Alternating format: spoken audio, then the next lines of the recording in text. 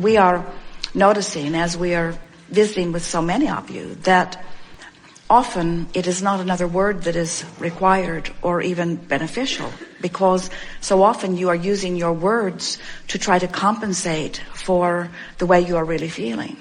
And so anything that causes a shift in your vibration or an improvement in your mood is a wonderful thing. We are actually working toward helping you be more wordless and more paying attention to the way you feel.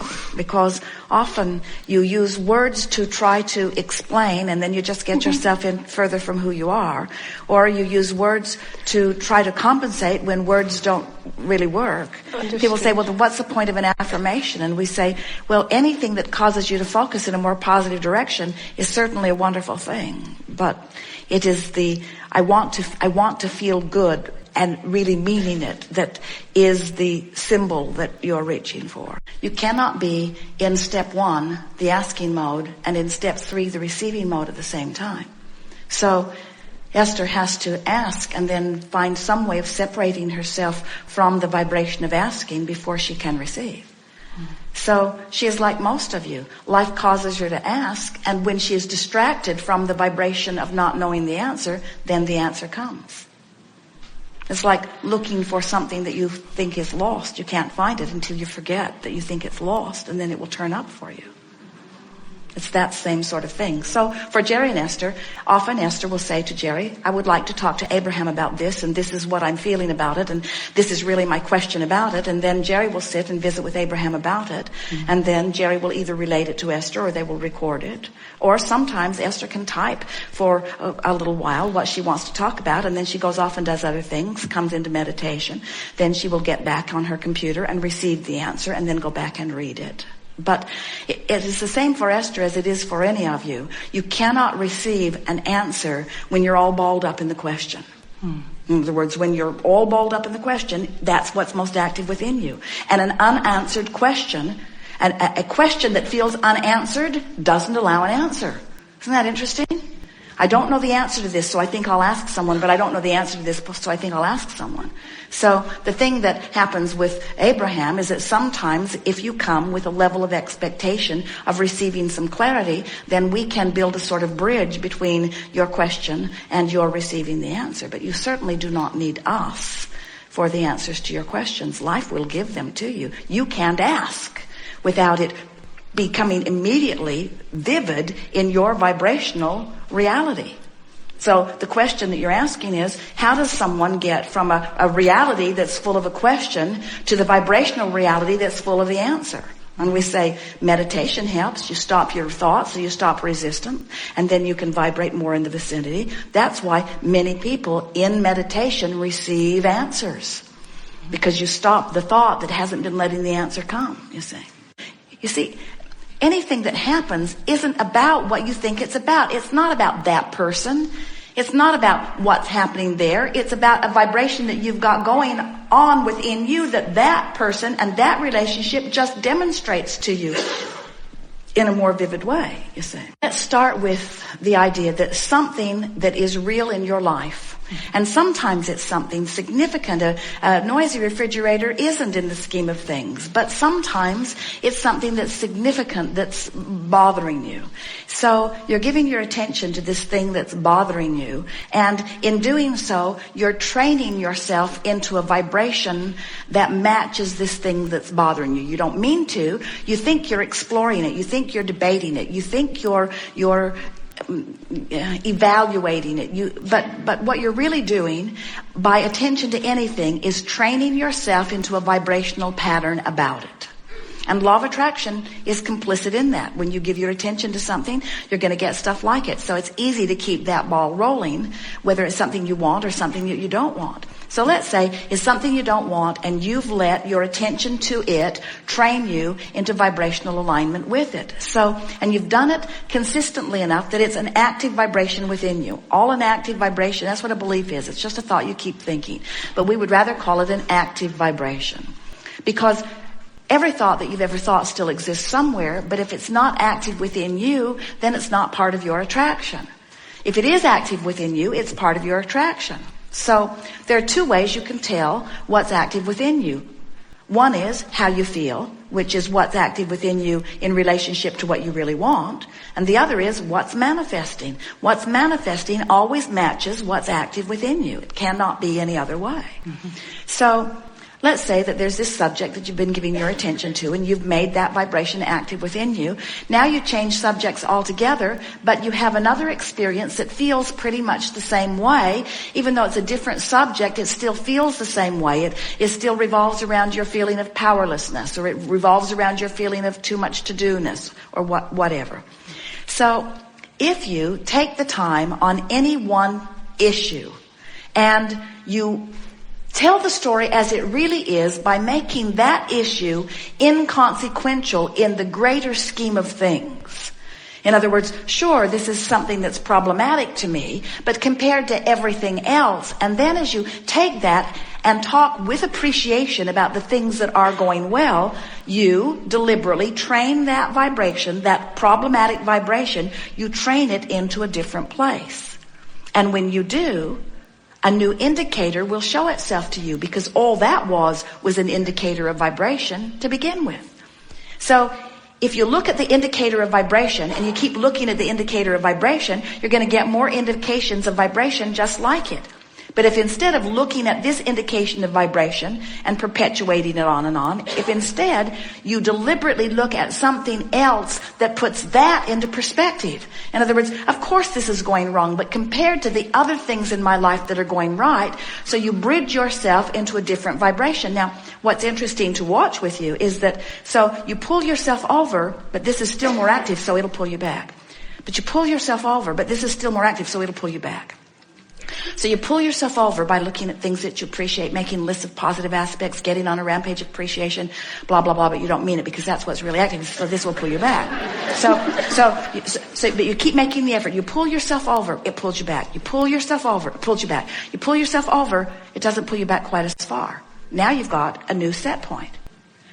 But don't stop there, because this is still pretty active and it's still not where you want to be. So you pull yourself over into appreciation, into the true sense of who you really are, trying to see it from broader perspective. And as you keep doing that, eventually what will happen is you will train this valid, real vibration. You didn't make it up. You were just responding to life, but you will train it into the place that you want it to be rather than in the place that it is. And as you stay there for a little while, now the manifestations that start turning up around you are more like this. They can't be like that. They're more like this, you see.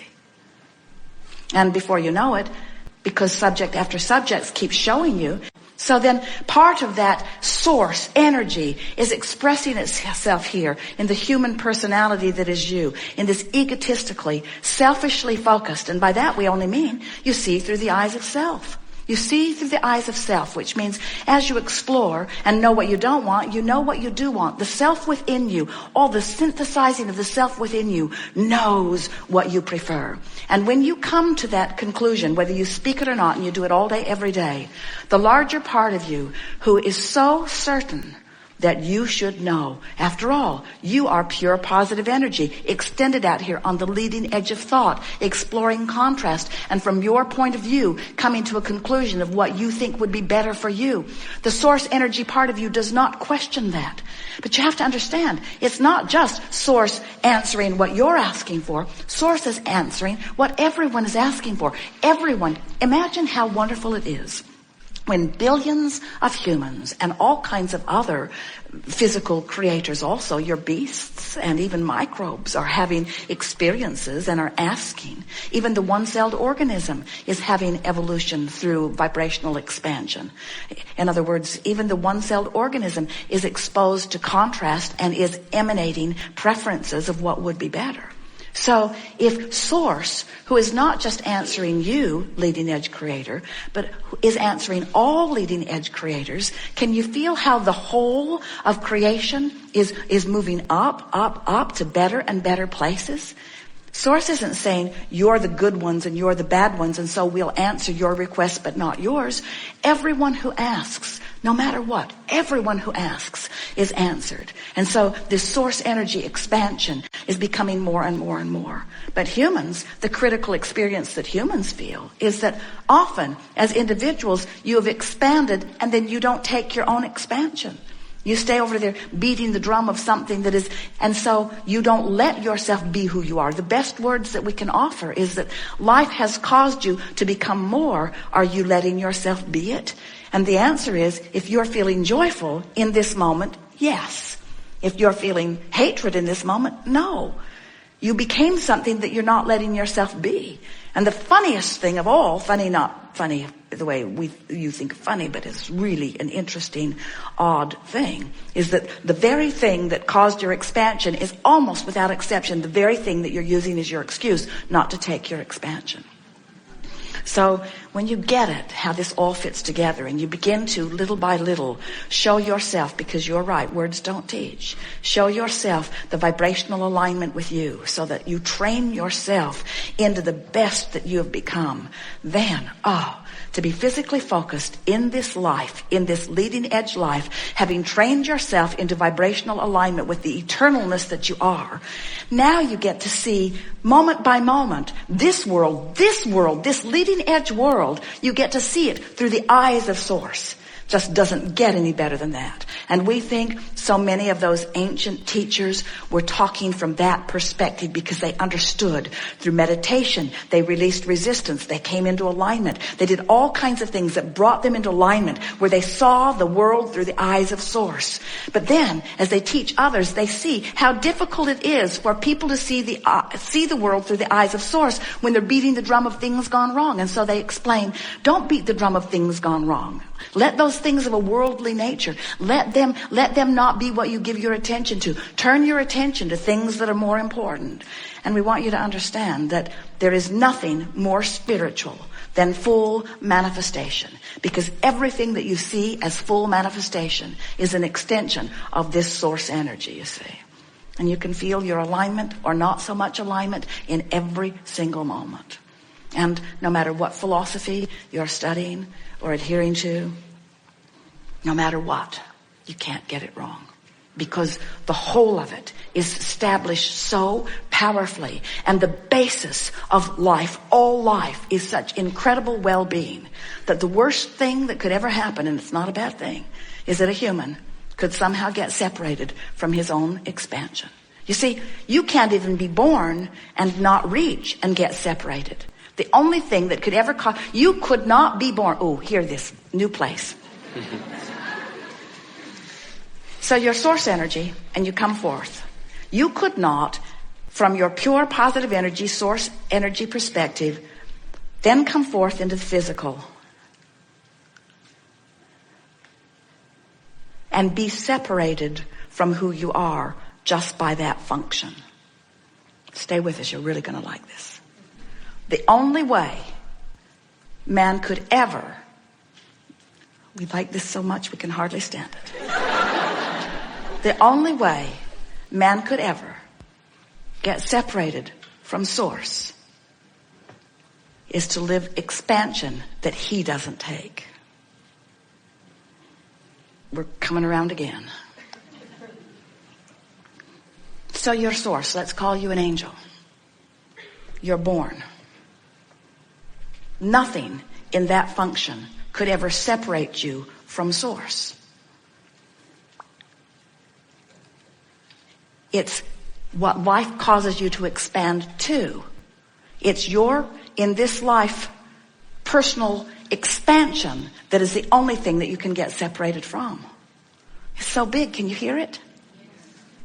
In other words, if you came forth and you saw no contrast, and so everything was exactly as you thought you wanted it to be, a truly feathered nest, so nothing ever made you ask for more, then there could never be any separation between you and you. But because you deliberately came for the contrast, because you deliberately came from the expansion, it's only your own expansion that ever gives you negative emotion. Don't you love knowing that? Don't you love knowing that? And don't you therefore want to bless and appreciate the contrast that is the basis of the expansion? Don't you love being alive? Don't you love the feeling of becoming? And doesn't it feel like such a sure thing? Because when you croak, you'll release all